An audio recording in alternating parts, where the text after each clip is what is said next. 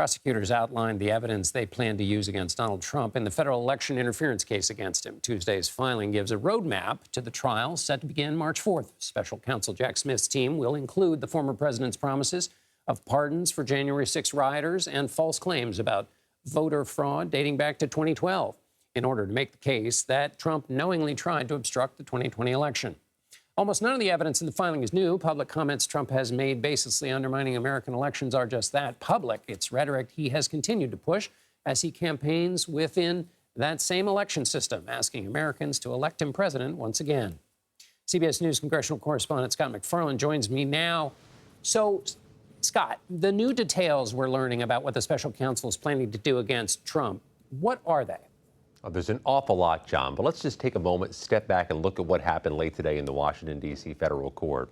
A prosecutor filed a roadmap for the first ever criminal trial of a former U.S. president. That happened today. What's in this narrow 9-page document is pretty telling. You'll recall this is a conspiracy case. The feds have charged Donald Trump with conspiring to defraud, with obstructing the official proceeding on January 6th. What they are arguing today, though, is that there's going to be evidence that's far outside the window between Election Day 2020 and January 6, 2021. Let's look at some of it. They're going to argue that he has made baseless claims, election denialist claims, long before 2020, in 2012 and 2016. They're going to argue that he had been blaming fraud baselessly if the election didn't turn out his way, and that this is something that has echoed for years, including that quote at the bottom from 2016, an allegation that's going to be evidence for Jack Smith. So some of this predates 2020. Some of this also postdates January 6, 2021. Special counsel is going to argue that there was a campaign employee after the election who encouraged rioting in Detroit if Joe Biden were to win Michigan or to prevail in Detroit, but also statements regarding possible pardons of January 6 defendants. The support Trump allegedly has given to the January 6 defendants, even the reveling in the national anthem that's been sung by January 6 defendants in the D.C. jail. They say it's going to be evidence in this case of what Trump has done and what his intent was. John, this is such a big case, but it's also clearly now a broad case that spans more than 10 years.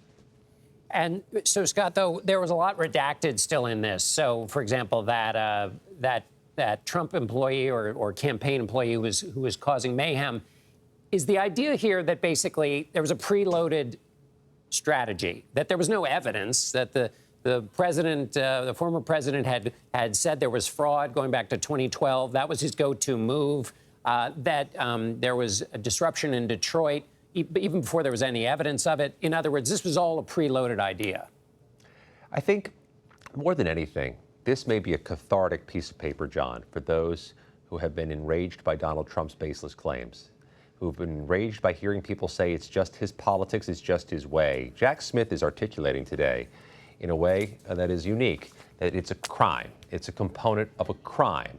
And it really underscores the significance, John, of what's about to transpire March 4th, 2024. I think there are a lot of people who don't recognize the size, scope, and transcendence of what is coming when a former U.S. president is about to sit in a federal courthouse, a criminal defendant, for months each day. And Jack Smith has made clear through this roadmap today, he's not arguing exclusively obscure, arcane points of law. He's going to be putting Donald Trump's words up to a jury. The arguments he's made about the 2012 election, 2016 election, 2020 election as part of a pretty illustrative argument about Donald Trump's actions. And the allegation that Jack Smith's going to make is that it's a crime punishable by prison. Scott MacFarlane in Washington. Thank you, Scott.